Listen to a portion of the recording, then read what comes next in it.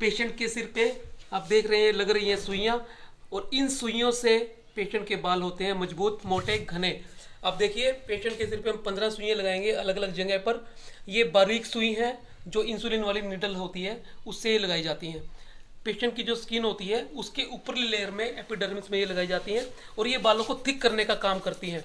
Dormant phase में जो बाल होते हैं उनको लाने का काम करती है, और जो बाल डिफ्यूज फेज में चले जाते हैं, यानी 10% जो नॉर्मल फेज होता है बालों का डिफ्यूज फेज, उसमें जब बाल 20-30% तक चले जाते हैं तो उसको रोकने का काम भी करती है। तो बहुत सारे काम ये थेरेपी करती है, ये सुइयां करती हैं। इसके 3 अलग अलग चरण होते हैं। पहले हम इसको सबसे पहले ब्लड लेते हैं, ब्लड को सेंट्रीफ्यूज करते हैं, पेशेंट के ब्लड को ही, और फिर इस मशीन के अंदर, इसे हम सेंट्रीफ्यूज मशीन कहते हैं। ये लेटेस्ट सेंट्रीफ्यूज मशीन है रेमी कंपनी की। इसके अंदर डबल सेंट्रीफ्यूज करते हैं। हमारे बाल के 4 पार्ट होते हैं, प्लाज्मा, आरबीसी, डब्ल्यूबीसी, प्लेटलेट्स।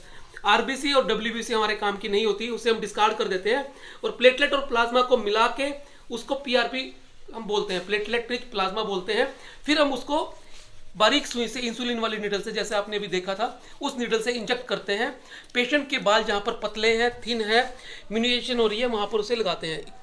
देखो आपको ये बात पता होनी चाहिए कि ये बाल जो बिल्कुल चले गए हैं, फॉलिकल डैमेज हो गए हैं, स्कारिंग हो गई है, यहाँ पर किसी भी थेरेपी से बाल नहीं आते, सिर्फ ट्रांसप्लांट के। लेकिन जो बाल पतले होते जा रहे हैं वहाँ पर इसका बहुत इफेक्ट होता है। बाल थिक हो जाते हैं, कुछ डोरमेंट फेज के बाल जो पड़े होते हैं पेशेंट के पास, वो वापस आने में हेल्प होती है। तो हमारे साथ पेशेंट भी हैं जिनकी पीआरपी हो चुकी है। आप रिजल्ट वो बताएंगे आपको कि कैसे वो फील करते हैं। मैं यहाँ पे 3-4 बार पीआरपी ले चुका हूँ, और हर बार पीआरपी लेने के बाद यहाँ पे मेरे जो बाल हैं उसमें स्ट्रेंथ आ जाती है एकदम, और जो मेरे बाल बिल्कुल पतले हो जाते हैं वो मोटा होना स्टार्ट हो जाते हैं, और जहाँ पे बिल्कुल थोड़ा सा गंजापन होना स्टार्ट हो जाता है वहाँ पे नए नए बाल आने लग जाते हैं। तो मुझे तो पीआरपी का काफ़ी बेनिफिट हुआ है, और अभी भी मैं पीआरपी इसीलिए कंटिन्यू कर रहा हूँ क्योंकि मेरे को इसका काफ़ी बेनिफिट लगता है। तो अभी ये पेशेंट जो हमारे साथ हैं, इनकी 4 पीआरपी, आज चौथी पीआरपी थी, और इनकी आप जो देख रहे हैं जिनकी अभी चल रही है, इनकी आप सेकंड पीआरपी है।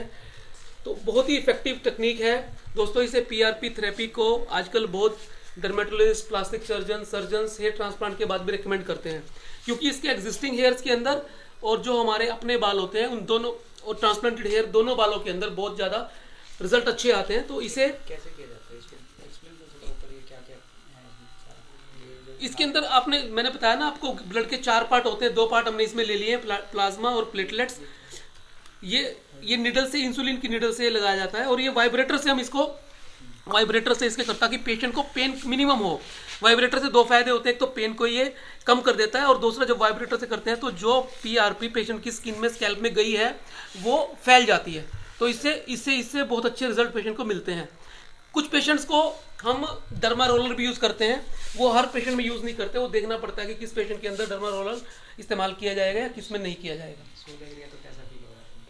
अब आपको सुई लग रही है तो अब कैसा फील हो रहा है?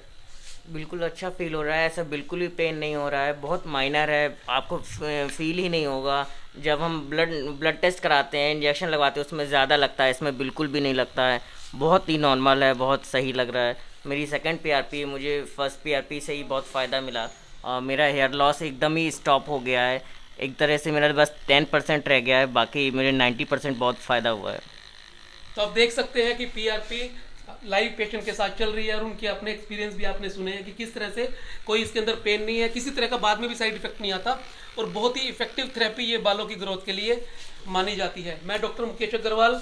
अगर आपको और भी ज़्यादा बालों से संबंधित वीडियो देखने हैं तो हमारे YouTube channel VSCA hair clinic पर आप जा सकते हैं, फेसबुक पेज को लाइक कर सकते हैं, और मुझसे बात करने के लिए जो नंबर है आप इस पर ऑनलाइन कंसल्टेशन, वीडियो कंसल्टेशन ले सकते हैं।